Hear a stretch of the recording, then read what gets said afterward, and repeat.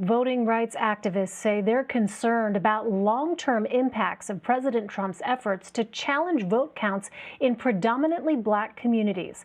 Attempts to expose alleged voter fraud in states across the Rust Belt have largely failed. Over the past 24 hours, Michigan and Pennsylvania certified their results, confirming President-elect Joe Biden as the winner in both.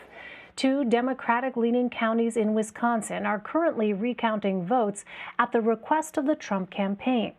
The state has until December 1st to certify. CBSN political reporter Caitlin Huey-Burns spoke with the pastor of Detroit's historic King Solomon Baptist Church a day after Michigan's Supreme Court rejected an appeal to stop the certification of votes there. Here's what Reverend Charles Williams II said about the effort.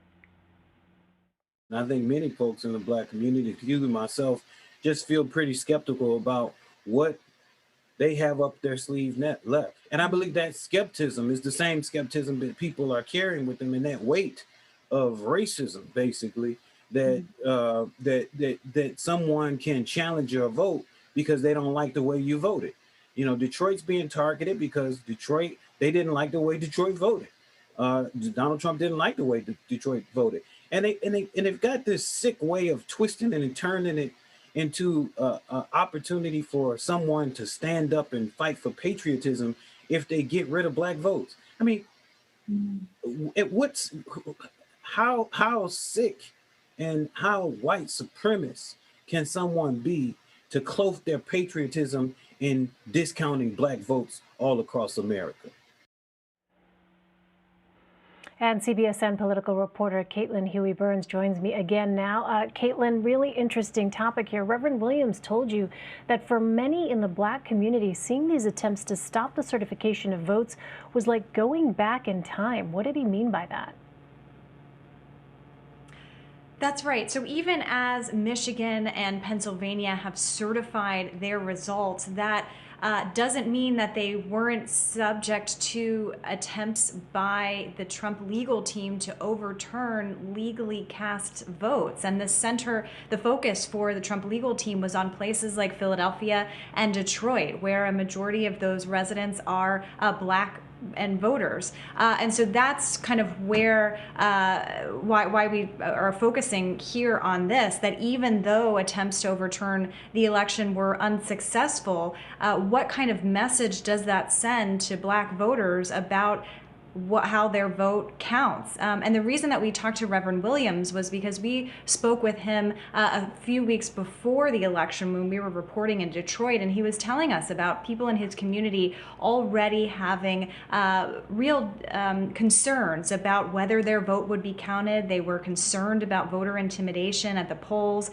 and our CBS News polling in conjunction with BET showed that, and especially among younger black voters, that there was a lack of confidence that their vote would be counted, and there was concern about voter intimidation. And so that was before the election. And now when you have efforts, again, even if unsuccessful, aimed at overturning votes in predominantly black areas, what kind of message does that send? And some activists and voting rights groups are concerned that this could discourage or further suppress votes in the future.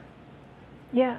Just to dig in, so even though attempts by President Trump's legal team to disqualify votes in states like Michigan and Pennsylvania have ultimately failed, you spoke to people who say that the damage from those attempts is potentially long-lasting. What are they basing that on?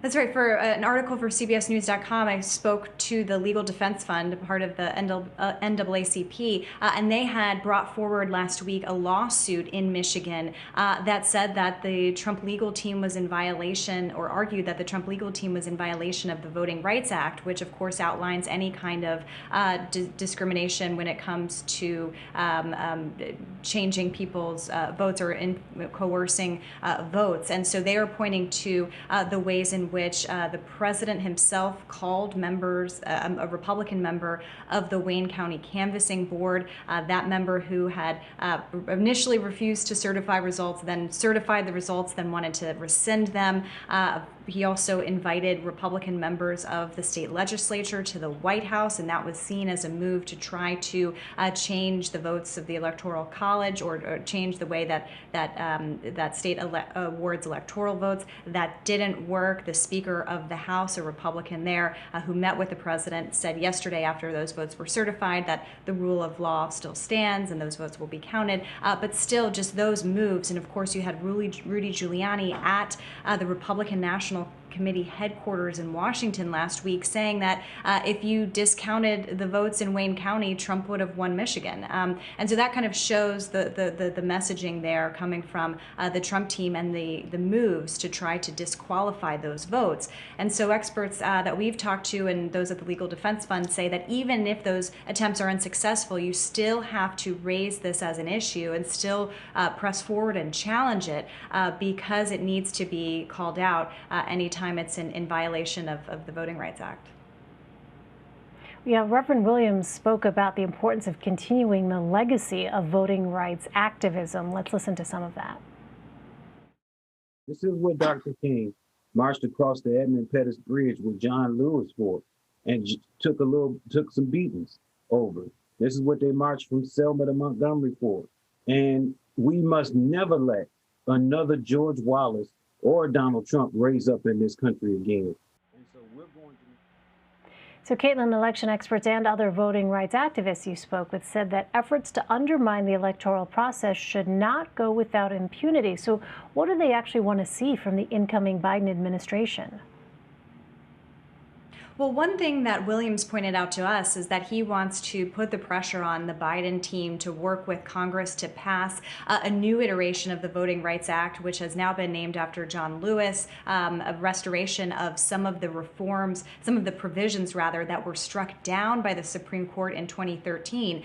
So originally, the Voting Rights Act had provisions in there that said that states with a history of discrimination when it comes to voting have to get federal approval to change election laws in their states. That provision was struck down by the Supreme Court in 2013 because it was seen as not needed and based on old data. And so this is an effort that Democrats in Congress have had to restore some of those provisions. So that's something that Williams wants to see. Something that election experts have been telling us to pay attention to is when state legislatures meet next year and talk about some of the reforms needed in their states. That's something to really kind of pay attention to, paying attention to whether states make reforms to how early they can start processing ballots so there's less of a delay, and also paying attention to whether there are changes or proposed at the federal level to at least kind of streamline some election practices. Elections are run at the state and local level, so there are 50 different ways to run elections, and that's by design, and that's something that's usually applauded in our system. But are there ways for the federal government to offer some kind of ways to streamline, especially since we have just been through an election where the president has been challenging results without evidence? Election experts say that, look, the election systems worked. National security experts say that this was the most secure election that we've ever had. And given the way that these legal challenges that were made without evidence by the Trump team were dismissed by courts, show that the legal process is working too. But that doesn't mean there are still places for improvement, and that also doesn't mean that the messages being sent by those actions don't have potential consequences. Yeah, you'd think that there would be some lessons learned, and we'll keep an eye on whether or not there are, in fact, some changes made to, as you say, streamline some of these efforts. All right, Caitlin Huey-Burns, always great to have you, Caitlin. Thank you so much.